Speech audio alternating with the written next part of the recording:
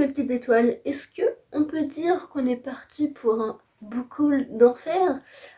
Oui, j'avoue, j'ai un petit peu craqué ce mois-ci, j'ai eu quelques cadeaux quand même, faut pas pousser. Mais j'avoue que j'ai fait fort encore ce mois-ci.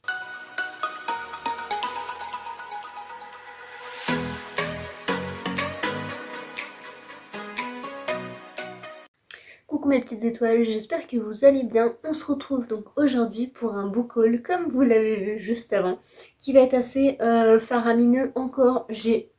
Franchement, j'ai pas compté. Je crois que je vais arrêter de compter et je vais juste faire des piles de livres et remplir mes bibliothèques. Celle-ci est bientôt remplie. Bah là, du coup, il n'y a plus de livres partout puisque bah il y en a beaucoup là. Et du coup, celle-ci, pour le moment, c'est un peu mes pales et un peu de dépotoir aussi, j'avoue. Ou alors les livres poches, les livres où je sais pas trop où les mettre. Donc voilà, déjà j'essaie d'en remplir une et après on ira pour la deuxième. J'essaie aussi de faire un truc harmonieux en bas, histoire qu'on voie des beaux décors. Mais je crois que ça va pas fonctionner. Déjà, je tiens à dire, donc c'est le book haul du mois d'août. Nous sommes en septembre, j'ai revêtu le sweat, mais bon, c'est pas grave. Du coup, commençons avant par un petit côté goodies. On a été à Disneyland du coup au mois d'août, le dernier week-end. Et en fait, on est parti avec des amis qui sont en fait de la famille. Donc je vais pas vous le redire à chaque fois, mais voilà, on est parti en famille et ils m'ont offert un petit Mickey comme ça. C'est le Mickey dans Fantasia. Et je suis une grande fan. Il est trop beau, mais vraiment. Enfin bref, voilà, je suis trop contente. Donc si vous voyez ce petit morceau de vidéo, merci beaucoup. Et mon papa, enfin après on a acheté beaucoup d'autres trucs, hein, on va pas se le cacher.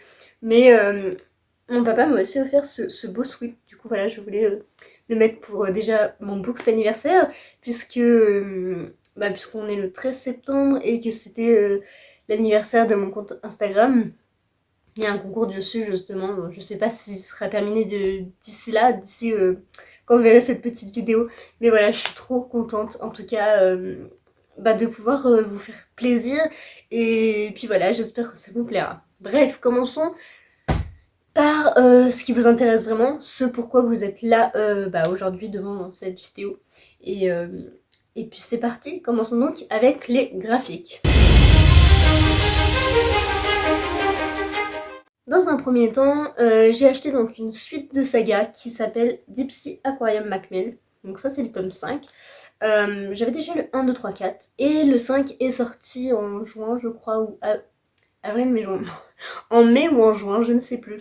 En fait, étant donné que j'avais lu que le 1 et pas la suite, je l'avais pas acheté parce que je me suis dit, bon, c'est un peu pas une dépense inutile, mais c'était pas pressé. Donc voilà, c'est pour ça que je l'avais pas pris. J'ai lu jusqu'au 3 et j'ai adoré. Faut que je lise le 4 d'ailleurs. Ah non, j'ai pas lu le... J'ai lu le 3 ou pas? Je crois que j'ai lu le 3, je m'en souviens même plus. Mais faudrait que je revoie un peu la fin, on va dire, et je m'en souviendrai. Mais je sais que j'ai pas lu le 4 et du coup le 5 me pend au bout du nez. Je pense qu'il va bientôt y passer. Je voudrais quand même finir du coup cette petite saga de manga qui n'est pas encore terminée, je crois, mais au moins de les lire, être à jour, on va dire.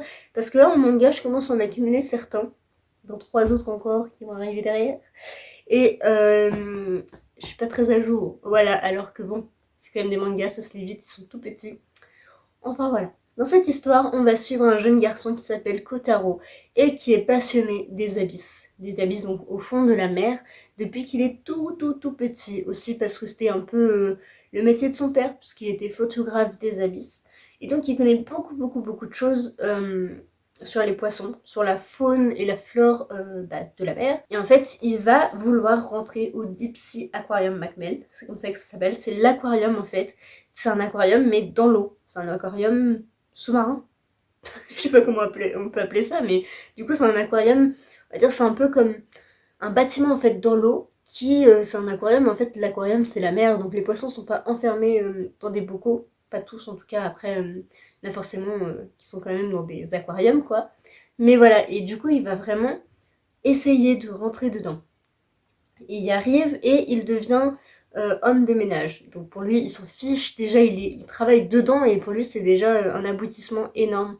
Et en fait un jour un soigneur du coup part et ils ont besoin d'un assistant soigneur qui va être recruté. notre cher Kotaro. Et voilà, en fait, toute l'histoire va tourner autour de ça, de son apprentissage, de ce qu'il doit faire ou pas faire, de ce qu'il a à apprendre aussi, parce que la faune et la flore de la mer, bah, c'est vaste, même de tout, de la terre, de l'air, de partout, c'est très très vaste, et il a toujours plein de trucs à apprendre, et aussi au contact des animaux, etc. Donc c'est un gros travail, et voilà, on va suivre un petit peu bah, tout son chemin, et franchement c'est super intéressant. Là du coup, bon, c'est pas vraiment du spoil, je vais essayer de faire attention à ne pas me spoiler, mais à l'intérieur, en fait, à chaque fin de chapitre, il y a des explications, comme ceci. Des explications, en fait, sur le poisson ou pas la bête de l'eau, enfin l'animal qui vit dans la mer, je sais pas, par exemple les anémones ou ce genre de choses. C'est vraiment des bêtes, enfin, vous voyez un peu ce que je veux dire. En fait, il y a une page de description et en fait, on nous dit leur longueur, leur taille, leur taille c'est pareil. Donc leur taille, la profondeur dans laquelle ils vivent, etc. Et c'est super intéressant. Vraiment, c'est une partie que j'aime énormément. Alors que j'ai peur des poissons. Oui, je sais, aucune logique. Mais je trouve ça très intéressant. Après, j'avoue que par moments, quand il y a beaucoup de poissons, je me dis ah, faut que je m'accroche, faut que je m'accroche, elles peuvent trop flipper. Mais après, c'est des dessins, c'est très bien fait, hein. C'est très réel.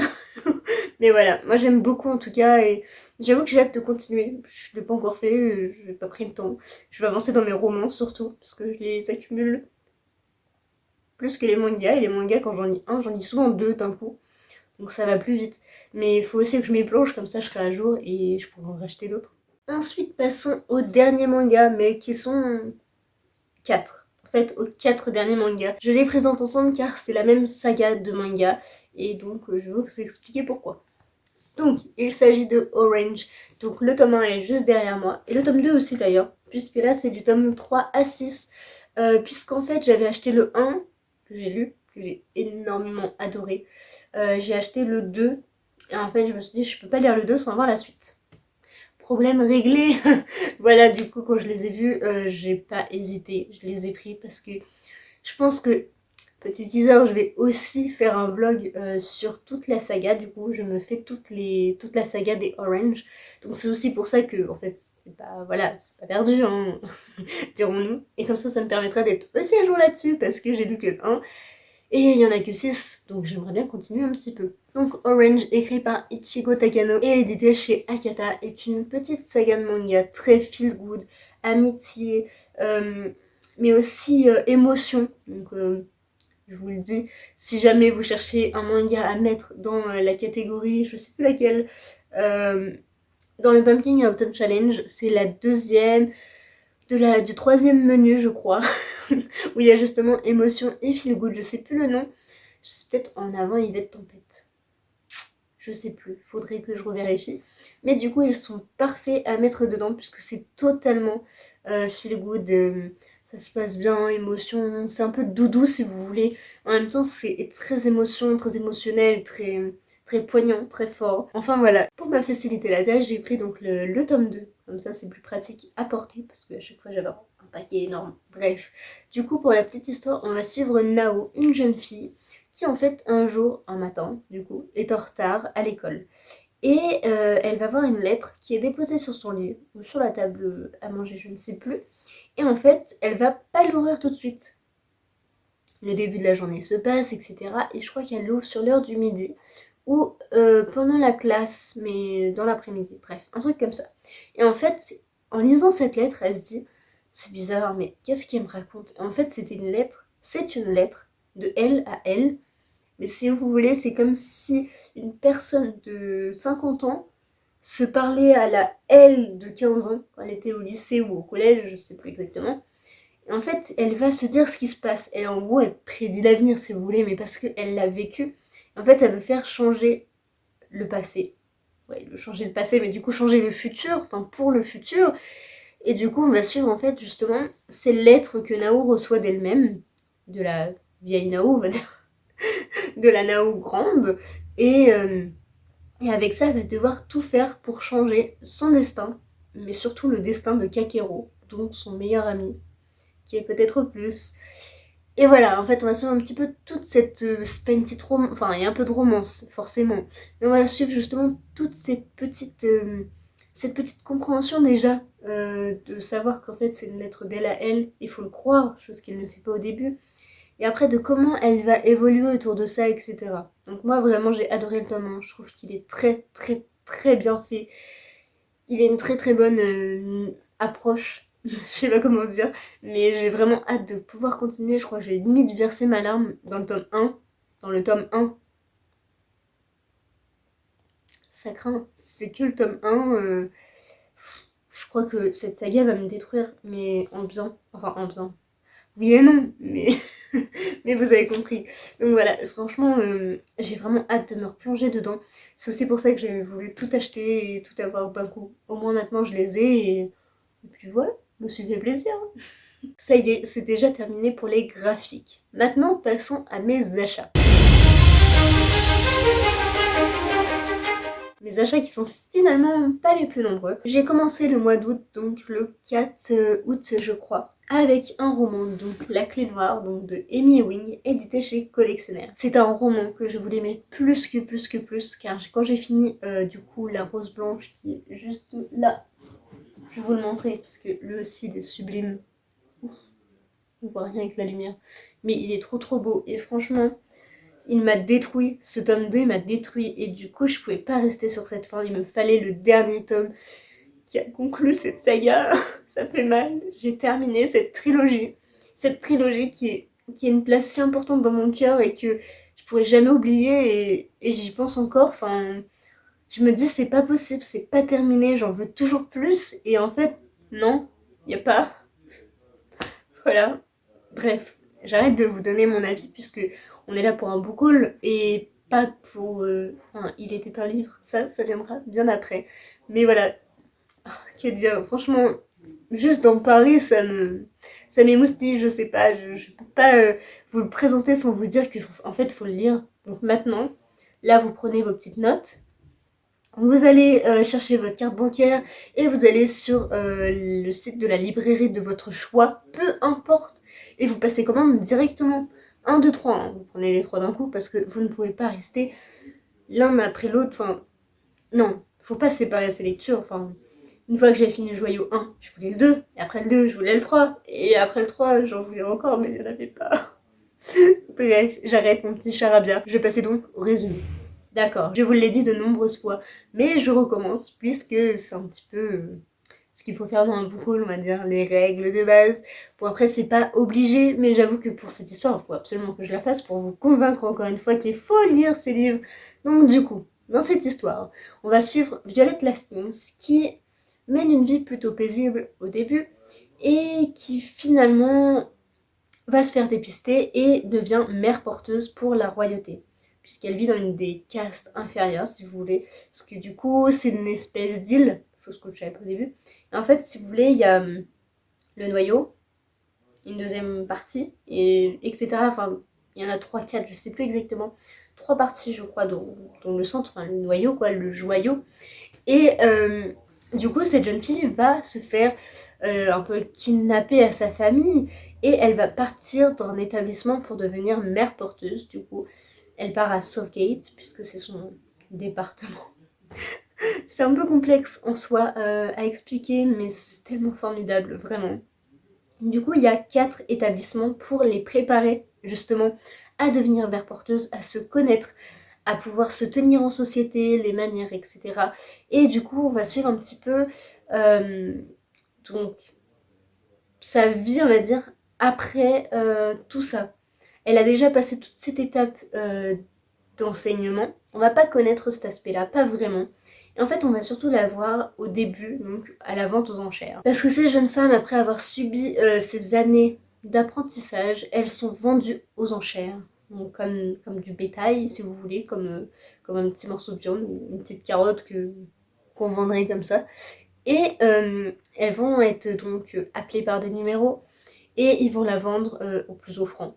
Et elles vont donc partir dans une famille bourgeoise, une famille riche, hein, les plus grandes familles du joyau, ceux qui peuvent se le permettre, pour porter leurs enfants, leur progéniture, car les femmes du joyau et les hommes du coup n'ont pas le droit de faire eux-mêmes leur progéniture parce que c'est mal vu, parce que ils peuvent pas, Bref, voilà.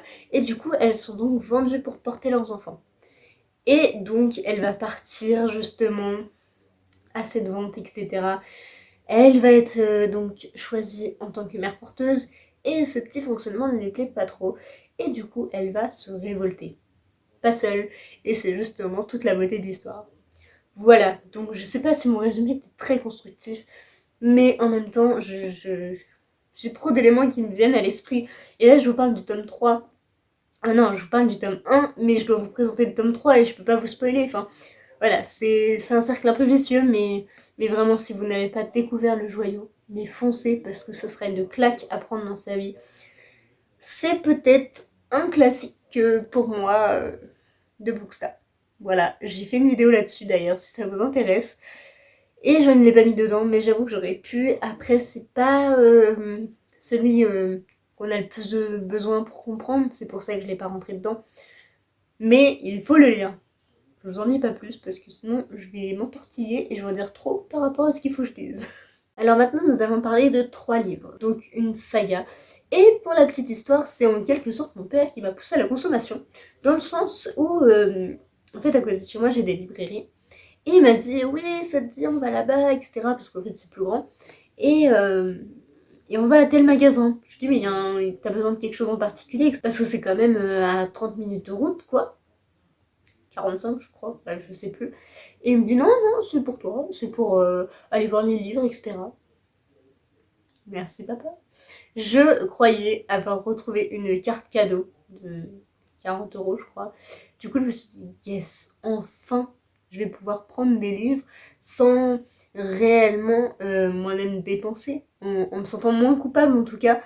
Et en fait, j'avais pris pas mal de petits trucs. J'arrive à la caisse et la carte ne fonctionnait plus. Elle avait été utilisée. J'étais dégoûtée, mais je pouvais pas les reposer. C'était trop. Non, trop. Et du coup, dans les concernés, je crois que Deep Sea Aquarium Macmel, le tome 5, était concerné et un autre qui va suivre encore après, qui a été concerné. Et il s'agit donc des livres de la saga Anne avec un E. Donc Anne with an E. Parce que je crois que dans une vidéo, je vous ai dit Anne with an A. Et en fait, je crois que c'est parce que j'avais entendu comme ça et pas réfléchi, mais c'est Anne with an E. Et vraiment, c'est une série que j'ai même pas encore terminée et que j'aime plus que tout, mais vraiment, elle a une énergie, une beauté, je pourrais même pas trouver tous les mots à dire là-dessus, mais c'est une saga qui est pleine de sincérité, qui donne envie en fait, et voilà, qui est juste sincère, et j'adore. Vraiment, c'est une saga que j'adore, une série que j'adore plus. Et du coup, je ne pouvais pas passer du coup à côté de ces trois-ci, puisque le tome 3 du coup est sorti il y a un mois, je crois, du coup, un mois ou deux, je ne sais plus. Donc le tome 1 est Anne de Green Gables, donc de Lucy Maud Montgomery, et édité chez Monsieur Toussaint l'Aventure. Voilà, j'ai eu un petit doute, mais c'est bien ça. Et le tome 2 est Anne d'Avonlea. Je vous le redis ici parce que je m'étais un petit peu trompée dans le book haul, donc je préfère le refaire en petit vocal. Voilà. Et du coup, le tome 3, c'est Anne de Redmond. Donc pareil, même auteur, même maison d'édition. Ils sont trop beaux. Et alors, mais vraiment, hein, ces livres, c'est des pépites. Vraiment, je rigole pas. Et sincèrement, pour pas vous le cacher, ces livres valent 17 €. Mais, il y a un énorme mais, ils sont en toc-toc. Et ça, c'est incroyable. Ça change un petit peu. Parce que une certaine maison d'édition nous font des très beaux hardbacks. On va pas se le cacher. Hardback, relié, c'est pareil. Ne vous inquiétez pas. Donc moi, je dis soit toc-toc, soit hardback. Je dirais rarement relié. Mais c'est pareil. Et du coup, cette petite maison d'édition qui fait des toc-toc très beaux, hein. On va pas se le cacher, tout le monde les adore. Moi, la première, c'est des éditions limitées, donc forcément, j'en profite. Ça me fait très mal chaque mois d'ailleurs. C'est comme ça. D'ailleurs, je crois que j'en ai oublié en fait dans ma petite sélection. J'ai oublié de le prendre. Et sincèrement, la maison d'édition de Monsieur Toussaint nous fait des magnifiques hardbacks parce que celui-ci est très beau. Assez simple, mais très beau. À l'effigie en fait de la série. Donc, ça, c'est un livre qui vient de glisser. Parce que les couvertures sont assez glissantes. C'est un petit peu le problème. Mais elles sont sublimes. Enfin, il y a un nombre de détails incalculables. À l'arrière aussi. Bref, ils sont trop beaux. Et ils valent si peu cher. Donc on va pas se le cacher. j'ai sauté le pas, j'ai craqué, enfin, ils sont trop beaux. Et puis c'est pas des tirages limités, donc ça c'est parfait, enfin, quelle idée de faire des tirages limités. Après c'est la panique à bord, mais vraiment. Et par exemple la 9ème maison, bah, je le cherche sur Artback. Si vous l'avez et que vous voulez le vendre, c'est là qui vous adressez. Donc pour vous faire un rapide résumé, je vais surtout parler de la série, puisque du coup sur l'arrière, bah, vous voyez pas. Le seul résumé c'est ces 3 petites phrases, donc si vous voulez ça va pas beaucoup vous aiguiller. Mais donc Anne est une... Anne avec un E, attention, est une jeune orpheline qui va se faire adopter, mais c'était pas fait exprès. Puisqu'en fait, donc les Pignons Verts, Green Gables, cherchaient un garçon pour aider... comment il s'appelle, le monsieur Monsieur Cuthbert et Marilla Cuthbert, je sais plus le nom du monsieur. Ils cherchaient un garçon pour les aider à la ferme. La dame de l'orphelinat n'a pas compris ça, et du coup, elle leur a envoyé une fille. Et donc, c'est cette chère Anne, qui est assez particulière. Donc, c'est une jeune fille rousse, avec plein de taches de rousseur, qui est très, très, très bavarde, au point d'en être épuisante. Mais c'est... Enfin, c'est sa façon d'être, elle est curieuse, elle est artistique, je sais pas si ça se dit vraiment, mais vous avez compris, elle est pleine de vie, elle est pleine de chaleur, d'espoir, et elle demande juste de l'amour. Et au début, ça se passe un petit peu mal, et puis finalement, ils apprennent à se connaître, et ils voient qu'ils peuvent pas se séparer d'elle, donc voilà, on va suivre un petit peu toute cette histoire, tout le développement de cette jeune fille, comment elle évolue, elle, après cette adoption, comment elle vit cette adoption, bien évidemment, euh, l'évolution avec les autres personnages, etc., à l'école. Bref, c'est un roman qui promet d'être juste incroyable, c'est comme la série, il ne peut être qu'un coup de cœur. Donc je ne sais pas, je ne l'ai pas encore lu, j'espère bientôt, vraiment, j'espère. Et il faut... Voilà, je sais pas quoi dire d'autre. Du coup, pour cette du coup, je vous fais pas de résumé, puisque, bah, comme d'hab, je vous résume le tome 1, sinon il n'y a pas d'intérêt. Mais voilà, c'est donc l'histoire de la petite Anne de Green Gables. Le dernier livre qui a été touché, donc ma petite histoire de carte cadeau qui était finalement pas valable, et autre que Gods of Men, le tome 2, que je voulais commander. Et qu'en fait, je me suis dit non, puisque j'ai pas lu le tome 1. Et en fait, je l'ai pas fait au début. Et après, je l'ai vu en rupture de stock partout. Mais alors, partout, partout, partout. Et quand on était à cette fameuse ville à 30 km de chez moi, 30 km, 30 minutes, 45 minutes de chez moi, et que je l'ai vu en 3 exemplaires, j'ai sauté le pas. Hein. Je l'ai pris, je l'ai capturé. Bref, vous voyez un petit peu ce que je veux dire. Il s'agit donc du tome 2, donc de Barbara Kloss, et édité chez Rivka. Rivka, pareil, très très bonne maison d'édition qui font aussi des hardbacks et en pas beaucoup plus cher. Puisque celui-ci est à 17 €, donc vous voyez, c'est tout à fait pareil. Alors que, enfin, c'est des top quoi. Voilà, il n'y a pas besoin de mettre 30 €. Parce que nous, on a aussi un petit porte-monnaie qui est un petit peu vide, du coup. Très vide. Et quand je vois tout ça, il est très très très très vide. Du coup, heureusement que c'est une carte, mais du coup, ça... Non, pas heureusement, puisqu'on ne voit pas forcément venir, mais, euh, mais voilà, je suis quand même très contente de l'avoir. Je voulais aussi vous montrer l'intérieur de celui-ci, qui est tout simplement sublime. Voilà. Donc dans cette histoire, on va suivre une jeune fille qui s'appelle Sable et qui en fait, elle fait de la musique avec sa flûte, qui est un os, je crois que c'est un os. Bref, elle fait de la musique, etc. Sauf que dans les 5 provinces, donc le royaume en quelque sorte, la musique est interdite car elle est maudite. La musique est de la magie. Et malencontreusement, à ses 9 ans, je crois, enfin quand elle était petite, elle fait de la musique, quoi, comme elle adore, comme elle est douée et elle arrête le cœur de sa petite sœur. Et du coup, voyant ce qu'elle a fait, elle s'enfuit et elle se cache pour ne pas se faire tuer elle-même. Sauf qu'un jour, une personne, un bonhomme, je sais pas qui la retrouve, et va tout faire pour l'arrêter et peut-être la tuer. Voilà, donc c'est un peu...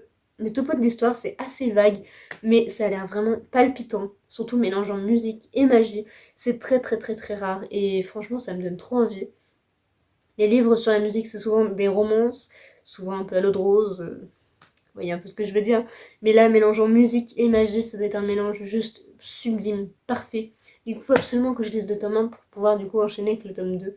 Mais il est tellement beau que j'ai pas pu résister. Mais donc voilà, c'est un petit peu le topo de l'histoire, donc j'ai hâte de le lire pour pouvoir vous en reparler plus vivement, avec plus de détails. Nous arrivons à mes deux derniers achats qui étaient donc... Le premier était une précommande et le deuxième je ne l'avais pas précommandé. Et j'ai eu très peur de ne pas l'avoir. Mais du coup, donc le premier, il s'agit de Le Trône des Sept Îles qui a l'air mais trop bien. Bref, c'est un détail. Du coup, c'est Le Trône des Sept Îles écrit par Adaline Grace et édité, c'est bien ça, chez De Saxus. Alors, je le trouve tout simplement sublime pour commencer. Et il y a un détail qui fait toute la différence. C'est une carte, mais en couleur. Et je trouve ça, mais trop bien. C'est très rare. Je crois que j'avais même jamais vu ça. Je sais pas. Je m'en souviens pas. Franchement, dans un roman, c'est très étonnant. Du coup, celui-ci m'a coûté 21,90 €, pardon. Donc en soi, ça va. Pour un De Saxus, ça va. J'ai déjà eu pire. Le Prieuré de l'Oranger, par exemple, ou Crescent City. Voilà, comme on parlait de prix juste avant, 21,90 €, je trouve ça plutôt abordable. Ça va. C'est pas excessif. En soi, 3 € près, je suis même plus à ça près, quoi. Voilà. Vraiment, j'aimerais bien économiser chaque centime, mais bon. Que voulez-vous? Il était trop beau pour que je le laisse passer. Donc dans cette histoire, on va suivre Amora, qui est la fille unique de la famille Montara, qui est une famille donc royale, qui vit dans la mer, je crois. Je crois que c'est des sirènes. Mais je ne suis pas sûre du coup, puisque j'ai lu un peu plus bas qu'elle va être confrontée avec une sirène, donc je ne sais pas trop comment ça va se passer. Mais c'est donc la fille unique de cette famille, et elle doit donc passer un rite de passage. Ça tourne un petit peu au désastre. Et du coup, elle va être obligée de fuir sa famille, fuir le royaume. Et elle atterrit sur un pirate. Et elle va devoir un peu s'allier à lui. Et ensemble, ils vont parcourir les eaux. Et tout faire pour en fait permettre à la princesse Amora de garder la couronne des sept îles. Parce que c'est donc l'héritière. Voilà, c'est un petit peu le topo. Le résumé est beaucoup mieux. Donc je vous laisse aller voir du coup en barre d'infos, puisque le résumé dit un petit peu ce que j'ai dit, mais un peu plus poussé, un petit peu mieux. Donc n'hésitez pas à aller voir le résumé qui donne vraiment trop envie. Et que du coup, en plus il est petit, donc je pense que je vais aller le lire assez rapidement. Voilà. Nous arrivons à mon dernier achat qui est du coup Serpent and Dove, donc de Shelby Mahurin, édité chez pareil De Saxus. Celui-ci je ne l'avais pas précommandé puisque je me souvenais plus trop en fait du résumé. Et du coup je m'étais dit bon en fait je vais pas le prendre, il m'intéresse pas tant que ça. J'ai relu le résumé la veille de sa sortie sur internet du coup. Je me suis dit mais en fait pourquoi je l'ai pas précommandé en même temps que l'autre? Non, c'est pas possible. J'étais un peu dégoûtée, hein, on va pas se le cacher. Et du coup, j'ai essayé de le commander sur une plateforme en ligne, dont je ne citerai pas le nom. Et j'ai eu très peur. Je ne le voyais nulle part, il n'était plus disponible. J'avais essayé de le commander du coup, et ça n'a pas marché. Enfin, je l'avais, mais c'était pas sûr. Parce qu'ils avaient déjà des retards, ils avaient les livres, etc. Et du coup, j'ai eu très peur. Et en fait, je me suis dit, bah, au pire, là, je suis dans la ville, enfin, la ville d'à côté de chez moi, du coup, là où il y a une librairie. Et je vais aller voir s'ils l'ont. Et en fait, il l'avait en 2 exemplaires. Enfin, parce que du coup, je l'avais aussi en toc-toc. Et j'étais trop contente de le trouver. Parce que j'y croyais plus. J'y croyais plus de l'avoir. Enfin, je pensais plus jamais de l'avoir. Parce que, en fait, tout le monde l'avait précommandé et tout le monde le voulait. Voilà. J'ai eu très peur, je vais pas vous le cacher. Mais voilà, il est enfin là. Il a trouvé sa petite maison. Et il est moins beau que l'autre. En tout cas, la couverture est sublime, hein. Mais l'intérieur est un petit peu moins beau, mais il a l'air tout aussi bien. Vraiment, il a l'air incroyable. Et côté résumé, je vais faire un truc un peu bateau, puisqu'en fait, je voudrais vraiment me replonger à même l'histoire par rapport à ce que je me souviens. Donc du coup, pour faire un petit résumé un peu bateau, dans cette histoire, on va suivre une jeune femme qui est douée de magie. C'est une sorcière. Et la magie est aussi interdite, chassée par l'église, je crois, enfin par tout l'aspect religion de l'époque. Je sais pas trop à quelle époque ça peut se passer. L'époque fantasy, enfin je sais pas comment on peut appeler ça. Mais voilà. Et en fait, un jeune garçon va devoir la tuer, la faire fuir et en fait exterminer toutes les sorcières si vous voulez. Et du coup, celle-ci réussit quand même à vivre. Mais un amour va naître entre ces deux personnes. Et du coup, comment tuer la personne qu'on aime, c'est quelque chose qui va être très compliqué pour eux, je pense. Donc j'ai vraiment hâte de le découvrir pour pouvoir connaître le dénouement de cette histoire. C'est un volet en 3 tomes, je crois. Un volet en 3 tomes. C'est une saga en 3 tomes. Et je ne sais pas quand la suite sera traduite. Mais j'ai déjà trop hâte. Parce que juste les couvertures sont trop belles. Bon, après, j'avoue, j'aime pas les serpents, ça me fait un peu flipper. Mais ça va. Enfin voilà pour celui-ci, donc c'est mon dernier achat du mois d'août. Et heureusement, parce que là, il y en a déjà trop. Et je suis déjà ruinée.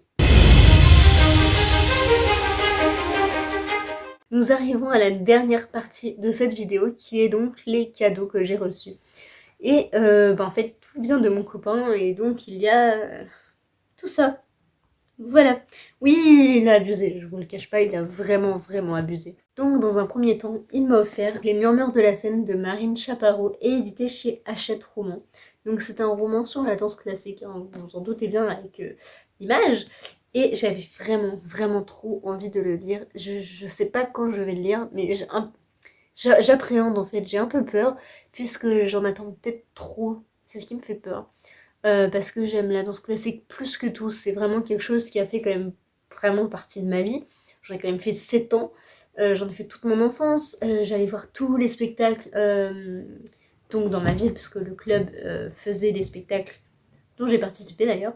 Et du coup, tous les ans, je continue à aller les voir depuis jusqu'à maintenant qu'elle a pris sa retraite, la professeure. J'ai vu des grands ballets, le Lac des Cygnes, 2 fois je crois. Bref, j'en ai vu d'autres et je regarde beaucoup de films de danse, donc j'adore. Du coup, il y a pareil Tiny Pretty Things, la série que je n'ai toujours pas regardée puisque j'ai le livre qui m'attend aussi là-haut et je voulais le lire avant. Mais du coup, je sais pas si je vais le lire avant ou pas. Parce que la série me tente quand même trop, mais je me dis, il faudrait vraiment que je le lise. Bref, on n'est pas sur Tiny Pretty Things, on est sur Les Murmures de la Seine. Donc pour celui-ci, je vais vous lire le résumé, puisque je ne saurais pas forcément le résumé, puisqu'il est déjà assez court et plutôt bien construit, donc je vais vous lire carrément le résumé. Donc, on va mettre comme ça. Luna a une vie bien chargée, et la seule manière pour elle de se sentir libre, c'est de danser. Je comprends tout à fait, c'est trop beau. Alessio vient de trouver le courage d'avouer à ses parents qu'il souhaite reprendre la danse. Tous deux sont loin d'imaginer que leur destin est sur le point de basculer. Un concours se prépare avec, à la clé, une opportunité inespérée pour le duo gagnant. Leur professeur est catégorique. Alessio et Luna danseront ensemble. Et si c'était la chance de leur vie? Mais Alessio semble cacher bien trop de secrets. Et plus il nie, plus la confiance de Luna s'effrite. Si les murmures du doute se mettent à enfler, leur duo sur scène ne pourra que vaciller. Ah, ça a l'air trop bien, faut absolument que je le lise, mais vraiment, il est pas si gros que ça en plus. Enfin, oh là là. Mais du coup, à chaque fois, je vous en reparle de tous ces beaux petits livres, j'ai envie de tous les lire en même temps, mais j'ai un cerveau, j'ai seulement 2 yeux qui font qu'un. Il faut que je dorme, il faut que je travaille, il faut que, voilà. Non, mais je peux pas. Mais voilà, vraiment, faut que je me le lise. Peut-être au mois de décembre, parce que c'est souvent un peu l'ambiance. Bon, j'avais dit ça pour septembre. Mais septembre, c'est la rentrée. Et j'ai des livres sur la rentrée. Du coup, voilà. Mais, il a l'air trop bien, hein. Voilà. Je ne sais pas quoi dire d'autre, mis à part que j'ai trop hâte de le lire. Et j'adore cette couverture qui est trop belle. Vraiment, vous voyez pas grand-chose avec le reflet. Mais elle est sublime. Regardez-moi ça. Bref, j'ai trop hâte. Voilà. J'arrête mon petit baratin pour ce soir. Mais peut-être allumer la lumière d'ailleurs. Pause lumière. Petite pause lumière puisque je trouve qu'il faisait un petit peu sombre. Donc j'ai dû allumer. Reprenons donc sur mes petits cadeaux. Et le deuxième livre qu'il m'a offert de toute cette pile, il s'agit de Sorcery of Thorns de Margaret Rogerson, édité chez Castlemore, collection Big Bang. Donc dans cette histoire, on va suivre Elisabeth qui vit au milieu des livres de sorts, des grimoires, etc. dans l'une des plus grandes bibliothèques d'Ostermire, je crois que ça se dit comme ça. Et en fait, il y a toute une magie autour de ces livres de sorts, ces grimoires, qui pourrait être assez néfaste. Toute sa vie, elle va tout faire pour les protéger, quitte à arriver l'épée à la main, jusqu'au jour où un des grimoires se transforme en monstre. et ça va un peu semer la pagaille. Sauf que ce n'est pas sa faute, mais elle est quand même accusée, et du coup elle va devoir rencontrer certaines personnes, etc. Il va y avoir un petit peu, je crois qu'il y a un enemies to lovers dedans, donc vous voyez un petit peu ce que je veux dire.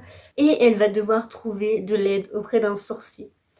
Donc voilà, vous voyez un petit peu le topo de l'histoire, ça a l'air sublimement bien, puisque ça parle quand même de livres à l'intérieur d'un livre, de magie, enfin que demander de mieux. Donc vraiment j'ai très très hâte de pouvoir me plonger dedans, et je suis trop contente de l'avoir du coup.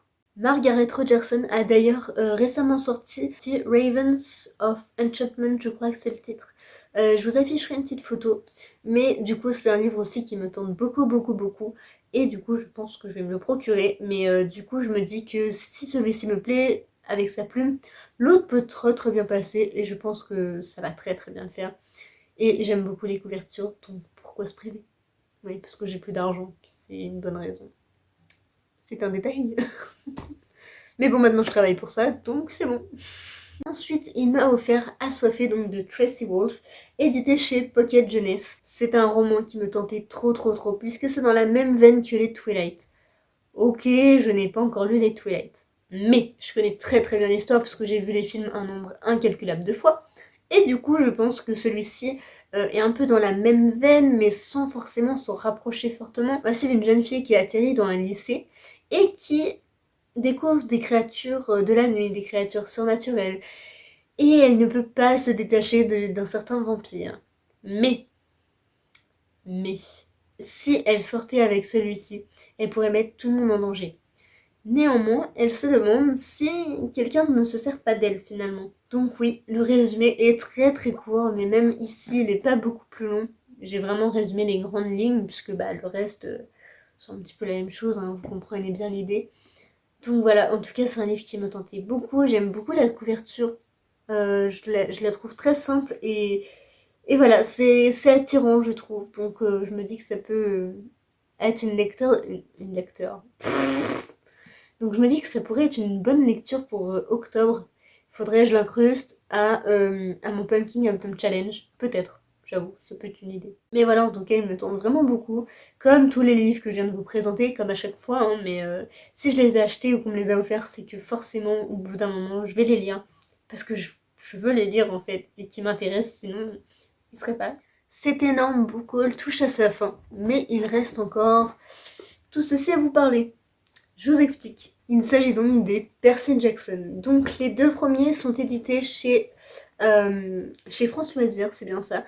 Et du coup les trois derniers c'est chez Albin Michel. Donc du coup c'est un petit peu divisé, voilà. C'est pour ça qu'au final ils sont pas tous pareils. Ah, ici il y a trop de romans, je n'arrive pas à les tenir.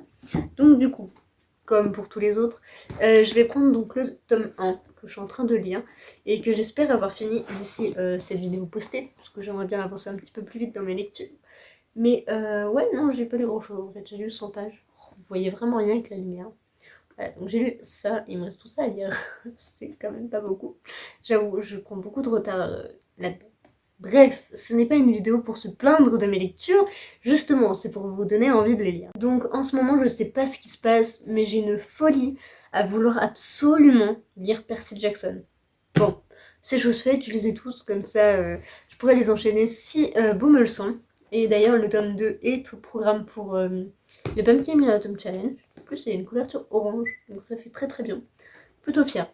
Bref, on s'en fiche. Mais voilà, du coup en ce moment je lis donc le tome 1.